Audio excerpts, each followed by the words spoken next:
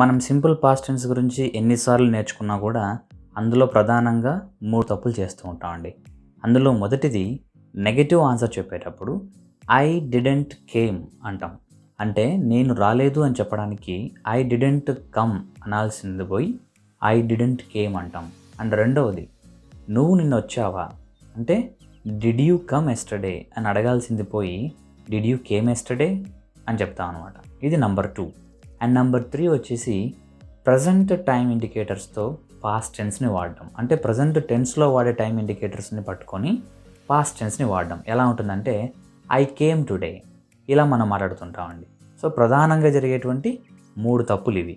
And ఈ వీడియోలో మనం సింపుల్ పాస్ట్ టెన్స్ గురించి పూర్తిగా నేర్చుకోబోతున్నాం. అండ్ ఈ వీడియోని ఎండ్ వరకు మీరు వాచ్ చేయగలిగితే సింపుల్ పాస్ట్ టెన్స్ని కరెక్ట్గా ఎలా యూజ్ చేయాలో నేను మీకు చెప్తాను. Welcome to wisdom aspirants channel.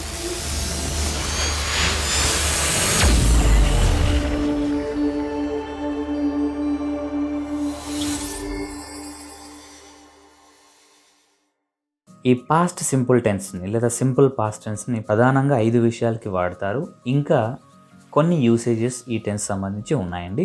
ఈరోజు ఈ వీడియోలో మనం సింపుల్ పాస్ట్ టెన్స్ యొక్క మెయిన్ 5 యూసేజెస్ గురించి మాట్లాడబోతున్నామండి. అందులో మొదటిది it is used for past completed actions with time indicators. అంటే గతంలో జరిగిపోయిన పనులకి టైం ఇండికేటర్స్ని అంటే పాస్ట్ టైం ఇండికేటర్స్ని యూజ్ చేసి వాడతాం. అందులో example number 1 they wrote an exam yesterday. ఇక్కడ కీవర్డ్ అండ్ టైం ఇండికేటర్ వచ్చేసి yesterday. Number 2 we visited the Taj Mahal last year. ఇది కూడా ఒక కంప్లీట్ యాక్షన్. ఇక్కడ టైం ఇండికేటర్ ఏంటి? Last year. Example number 3 he went to Nepal in 2000. ఇక్కడ కీవర్డ్ 2000. సో ఇది కూడా ఒక past completed action. And 4th one she had dinner last night. So last night ఆమె డిన్నర్ చేసింది. ఇక్కడ last night is the keyword. And 5th one she washed her car 2 weeks ago.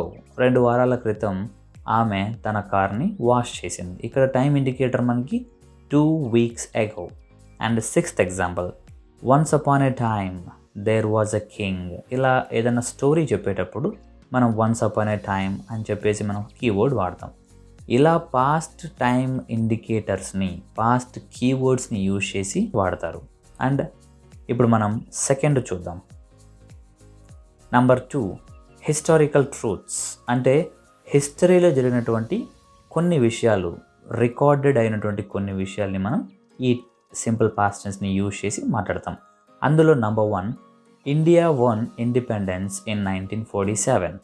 ఇది ఒక past completed historical truth. Next number 2 man set foot on moon in 1969.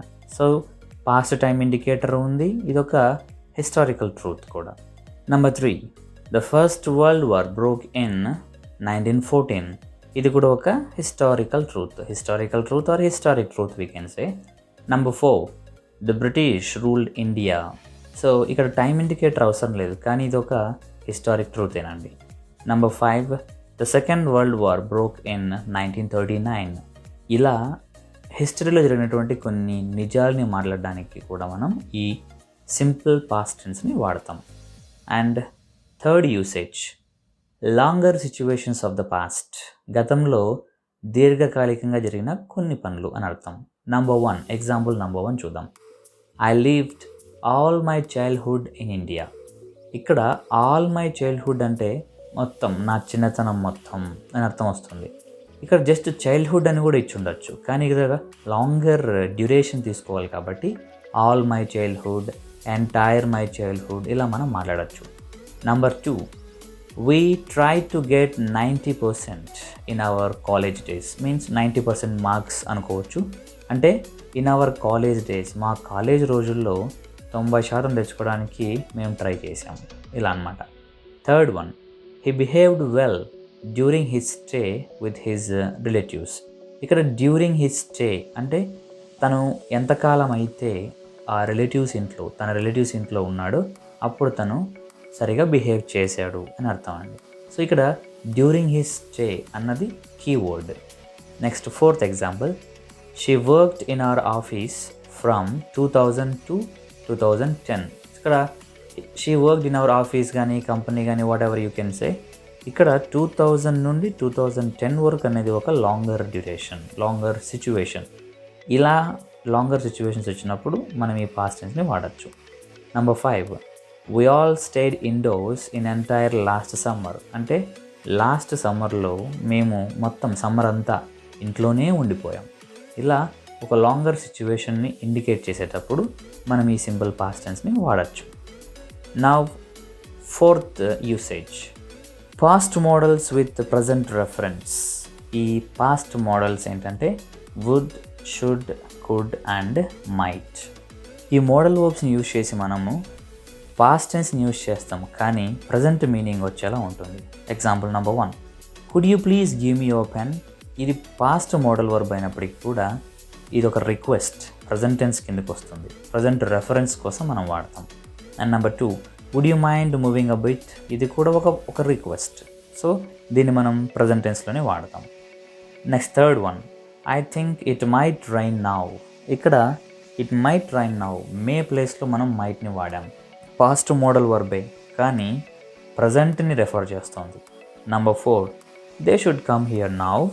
So ఇలా ఈ modal verbs past modal verbs అయినప్పటికీ కూడా దాన్ని present సిచ్యువేషనల్గా meaning వచ్చేలా మనం ఈ మోడల్స్ని వాడుతూ సింపుల్ పాస్ట్ టెన్స్లో చెప్పచ్చు. And number 5, unreal or imaginary past. అంటే ఒక నిజం కాని గతం గురించి, నిజం అవ్వని దాని గురించి మనం మాట్లాడాలన్నా కూడా మనము ఈ సింపుల్ పాస్ట్ టెన్స్ని వాడచ్చు. ఇక్కడ మనం చెప్పాలంటే అన్రియల్ ఆర్ ఇమాజినరీ సిచ్యువేషన్స్ అని కూడా చెప్పచ్చు. Example number 1, if I had money I would lend you. నా దగ్గరే డబ్బు ఉండింటే నేను నీకు ఇచ్చుండేవాడిని. అంటే దాని అర్థం ఏంటి, నా దగ్గర ఇప్పుడు మనీ లేదు, నేను ఇవ్వలేను. ఇలాంటి situations unreal or imaginary conditions. Number 2, if I were a bird I could fly. నేనే ఒక పక్షిని అయి ఉంటే ఎగరగలిగి ఉండేవాడిని. సో ఇట్ మీన్స్ వాట్, పక్షిని కాదు ఎగరలేను అని చెప్పడం. Number 3, I wish I saw the film. ఈ ఎక్స్ప్రెషన్, ఇలాంటి expression actually 7th class the town mouse and country mouse first యూనిట్లోనే మనకి ఎదురవుతుంది. ఇక్కడ ఏంటంటే I wish I had a tennis racket, I wish there was an air conditioned coach in the train. ఇలాంటి sentences మనకి the town mouse and country mouse లెసన్లోనే కనబడతాయి. So ఇలా విష్ని కూడా అంటే అన్రియల్ కండిషన్స్ కూడా, I wish I saw the film అంటే నేను ఆ ఫిల్మ్ చూసింటే బాగుండు అనే అర్థం వచ్చేలా మనం మాట్లాడతాం. సో ఇవండి ఈ సింపుల్ పాస్ట్ టెన్స్ని ఈ 5 యూసేజెస్కి మేజర్గా వాడుతుంటారు. అండ్ అలాగే యూజ్డ్ టు అని యూజ్ చేసి పాస్ట్ డిస్కంటిన్యూడ్ హ్యాబిచువల్ యాక్షన్స్ని కూడా ఈ సింపుల్ పాస్ట్ టెన్స్లో మనం మాట్లాడచ్చు. ఓకే, అండ్ మనం ఏ టెన్స్ తీసుకున్నా అందులో సబ్జెక్ట్ వర్బ్ అగ్రిమెంట్ అన్నది కీ రోల్, ప్రధాన పాత్ర పోషిస్తుంది. మనం ఇప్పుడు ఏ సబ్జెక్ట్స్కి ఏ వర్బ్ వస్తుంది అనేది చూద్దాం. నేను నా చివరి వీడియో అయినటువంటి సింపుల్ ప్రజెంట్ టెన్స్ దాంట్లో కూడా సబ్జెక్ట్ వర్బ్ అగ్రిమెంట్ గురించి, స్ట్రక్చర్స్ గురించి ఎక్కువ మాట్లాడాను. అండ్ అలాగే ఎగ్జాంపుల్స్ ఎలా రాయాలో కూడా ఎక్స్ప్లెయిన్ చేస్తున్నాం. ఇక్కడ కూడా ఈ సబ్జెక్ట్ వర్బ్ అగ్రిమెంట్ని మీరు కరెక్ట్గా అర్థం చేసుకోగలిగితే ఈ టెన్స్ సులభమవుతుంది. మనకి 7 సబ్జెక్ట్స్ ఉంటాయండి. I, we, you, they, he, she, it. ఇక్కడ పాస్ట్ టెన్స్లో ఉన్న అడ్వాంటేజ్ ఏంటంటే మీకు మెయిన్ వర్బ్ ఒకటే, V2 ఫామ్. అదే సింపుల్ ప్రజెంట్ టెన్స్లో అయితే V1 ఆర్ V5 అని వచ్చేది. అండ్ హెల్పింగ్ వర్బ్ కూడా ఇక్కడ ఒకటేనండి, దట్ ఈజ్ డిడ్ అనమాట. ఇది గుర్తుపెట్టుకోండి. So main verb V2 and helping verb did అని. ఇప్పుడు మనము స్ట్రక్చర్స్ అలాంగ్ విత్ ఎగ్జాంపుల్స్ ఎలా ఫామ్ చేయాలి, అసలు మనకి మిస్టేక్స్ ఎందుకు జరుగుతాయి, నేను ఫస్ట్లో వీడియో స్టార్టింగ్లో మాట్లాడినట్టుగా మనం ఎందుకు అలాంటి మిస్టేక్స్ చేస్తాం అనేది ఇప్పుడు మనం మాట్లాడదాం. So first of all structures of action. So ఇందులో పాజిటివ్ ఆన్సర్ స్ట్రక్చర్ ఎలా ఉంటుంది, సబ్జెక్ట్, V2, ఆబ్జెక్ట్. వీటికి ఎగ్జాంపుల్స్ చూద్దాం. హీ ఏట్ లంచ్ ఎస్టర్డే అంటే నిన్న అతను భోంచేశాడు. Number 2, she learned English grammar, ఆమె ఇంగ్లీష్ గ్రామర్ నేర్చుకొనింది. నెంబర్ 3, దే బికేమ్ రిచ్, వాళ్ళు ధనవంతులు అయ్యారు. ఇవే ఎగ్జాంపుల్స్ని మనము నెగిటివ్ ఆన్సర్లో చెప్తే ఎలా వస్తుంది చూద్దాం. ఫస్ట్ నెగిటివ్ ఆన్సర్ స్ట్రక్చర్ చూద్దాం. సబ్జెక్ట్ డిడెంట్ లేదా did not plus V1 plus object. Same ఎగ్జాంపుల్స్కి నెగిటివ్ ఎలా రాదో చూద్దాం. He didn't eat lunch yesterday. ఇక్కడ మీరు ఫోకస్ చేయాల్సింది he didn't eat lunch yesterday. ఇక్కడ ఈట్ వచ్చింది, ఏట్ రాలేదు. నేను ఇందాక వీడియో స్టార్టింగ్లో చెప్పిన మిస్టేక్స్ ఇవేనండి. స్ట్రక్చర్ని అబ్జర్వ్ చేస్తే సబ్జెక్ట్ డిడెంట్ V1 మాత్రమే ఉంది కానీ V2 లేదు. ఈ కారణంగా చెప్పాలంటే మనకి V2 రాదు. ఎందుకంటే did plus V1 equals to V2 అంటే ఇక్కడ V2 ఉంది. ఓకేనండి. సో మనం V2 వాడుతున్నట్లే. డిడ్ ప్లస్ V1 వాడాము అంటే V2ని వాడినట్టే. సో అందుకనే he didn't eat lunch yesterday. So my dear friends, don't do the mistake చేయకండి. He didn't ate lunch yesterday అనకండి. హీ డిడెంట్ ఈట్ లంచ్, ఇది right. Number 2, she didn't learn English grammar. ఓకేనండి, ఆమె ఇంగ్లీష్ గ్రామర్ని నేర్చుకోలేదు. She didn't learned కానీ she didn't learnt అని కానీ మాట్లాడితే తప్పు. Number 3, they didn't become rich. ఓకేనండి, అంతేగాని దే డిడెంట్ బికేమ్ రిచ్ తప్పు. So they didn't become rich అంటే వాళ్ళు ధనవంతులు కాలేదు. ఇవి ఆన్సర్ స్ట్రక్చర్స్. ఇప్పుడు మనం క్వశ్చన్ స్ట్రక్చర్స్లోకి వెళ్దాం. అందులో పాజిటివ్ క్వశ్చన్ ఎలా ఉంటుందంటే ఫస్ట్ డిడ్ స్టార్ట్ అవుతుంది. Did, subject, V1, object. So questions ఎప్పుడూ కూడా హెల్పింగ్ వర్బ్తోనే స్టార్ట్ అవుతాయి. అందులో number 1, did he eat lunch yesterday. అతను నిన్న లంచ్ చేశాడా అంటే భోజనం చేశాడా. సేమ్ ఇక్కడ కూడా చూడండి, డిడ్ వచ్చింది కాబట్టి ఈట్ వచ్చింది, ఏట్ రాలేదు. ఓకేనండి. అండ్ మోర్ ఓవర్ చాలామంది చేసే మిస్టేక్ చెప్పాను, did he eight lunch yesterday అంటారు అని. అలా అనకూడదు. Did he eat lunch yesterday. Next second 1, did she learn English grammar. ఆమె ఇంగ్లీష్ గ్రామర్ నేర్చుకునిందా అని చెప్పాలి, అంతేగాని did she learned English grammar అని చెప్పకూడదు. Number 3, did they become rich. వాళ్ళు ధనవంతులు అయ్యారా అని చెప్పాలి, అంతేగాని డిడ్ దే బికేమ్ రిచ్ అని అనకూడదు, అది తప్పు. అండ్ వీటికి మనం నెగిటివ్ క్వశ్చన్స్ చూద్దాం. నెగిటివ్ క్వశ్చన్స్ చాలా సింపుల్ అండి, ఎందుకంటే పాజిటివ్ క్వశ్చన్లో ఉన్నటువంటి హెల్పింగ్ వర్బ్ డిడ్కి మనం నాట్ యాడ్ చేసి సరిపోతుంది. అందుకే స్ట్రక్చర్ చూడండి, didn't plus subject V1 object. Didn't plus subject plus V1 plus object. ఇందులో first example, didn't he eat lunch yesterday. అతను నిన్న భోంచేయలేదా. భోంచేశాడా అంటే డిడ్ హీ ఈట్. భోంచేయలేదా అంటే didn't he eat. Number 2, didn't she learn English grammar. ఆమె English grammar నేర్చుకోలేదా, ఇలా అనమాట. అంతేగాని డిడెంట్ షీ లెర్న్డ్ అని వాడకండి.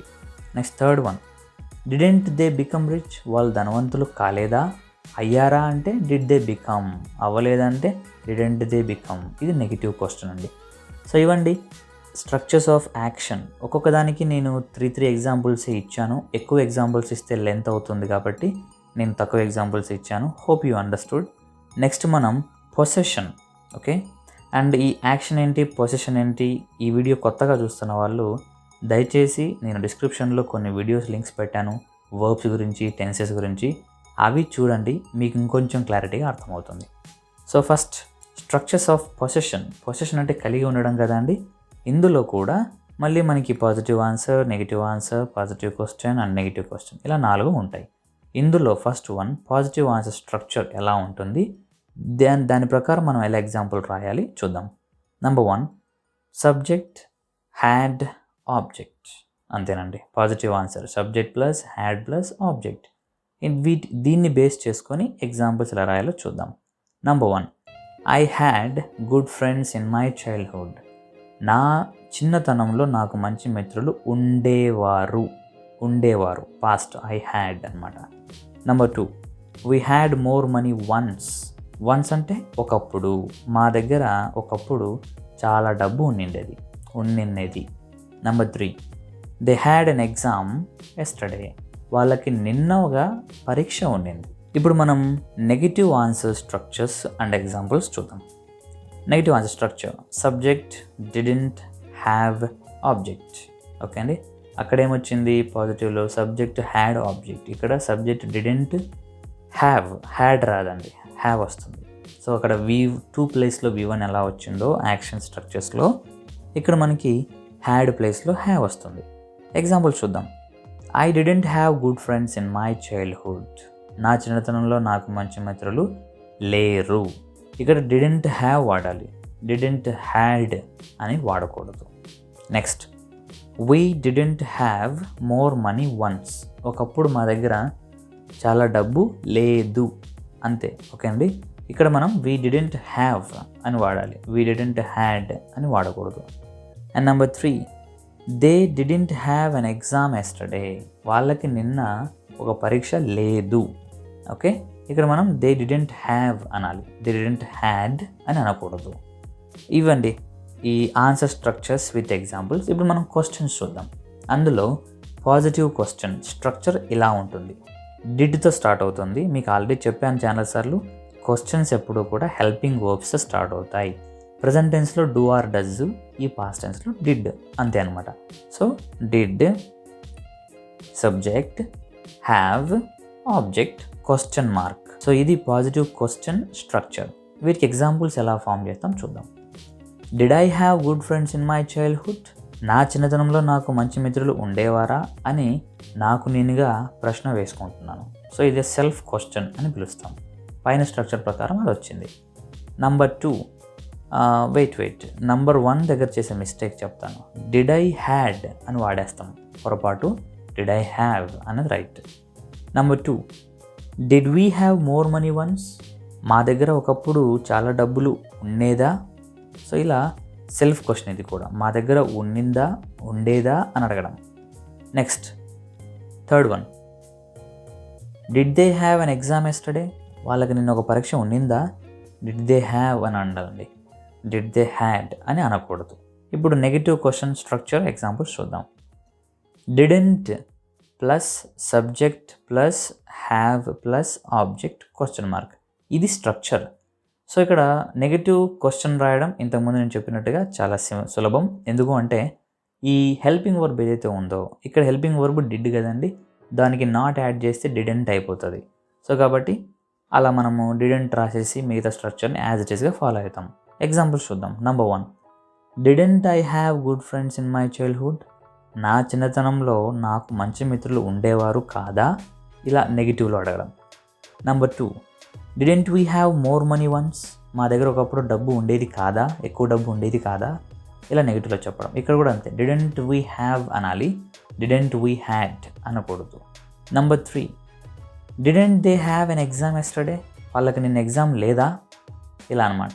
ఇక్కడ కూడా డిడెంట్ దే హ్యాడ్ అని వాడకూడదు, డిడెంట్ దే హ్యావ్ అనేది రైట్. సో ఇవ్వండి పొసెషన్ సంబంధించిన స్ట్రక్చర్స్ ఎగ్జాంపుల్స్. ఇప్పుడు మనం చివరిదైనటువంటి స్టేటస్. సో స్టేటస్ని మనము స్టేట్ ఆఫ్ బీయింగ్, స్థితి అని చెప్తామని చెప్పుకున్నాం. అండ్ ఇందులో పాజిటివ్ ఆన్సర్ స్ట్రక్చర్ ఎలా ఉంటుంది, subject plus was are were plus object. ఇందులో వాడేటువంటి be forms was were.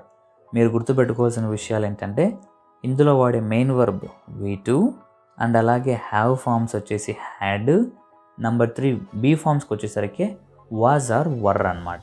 So ఈ వాజ్ ఆర్ వర్ ఎగ్జాంపుల్స్ ద్వారా నేను మీకు ఎక్స్ప్లెయిన్ చేస్తాను, చూడండి. Number 1, Ram was at his home last evening. నిన్న సాయంత్రం రామ్ తన ఇంట్లో ఉన్నాడు. ఇక్కడ రామ్ అనేది సింగులర్ సబ్జెక్ట్ కాబట్టి వాజ్ వస్తుంది అనమాట. Okay, next second one, they were in theatre then. Then అంటే అప్పుడు, అప్పుడు అంటే గతంలోనే, పాస్ట్ అని అర్థం. సో వాళ్ళు అప్పుడు థియేటర్లో ఉన్నారు లేదా ఉన్నిన్నారు అని చెప్పాలి. ఇక్కడ దే అనేది ప్లూరల్ సబ్జెక్ట్ కాబట్టి వర్ వచ్చింది. పైన రామ్ అనేది సింగులర్ సబ్జెక్ట్ కాబట్టి వాజ్ వచ్చింది. Number 3, I was a mischievous student in my school days. Mischievous means naughty, అల్లరి అని అర్థం. నా స్కూల్ డేస్లో నేను ఒక అల్లరి స్టూడెంట్ని. ఇలా ఐ వచ్చినప్పుడు వాజ్, దే వచ్చినప్పుడు వర్, రామ్ వచ్చినప్పుడు వాజ్, అంటే మీన్స్ సింగులర్ వచ్చినప్పుడు వాజ్. ఇవి పాజిటివ్ ఆన్సర్కి examples. Negative answer structure examples చూద్దాం. Structure subject was are were plus not plus object. ఓకేనా అండి. Examples, Ram was not at his home last evening.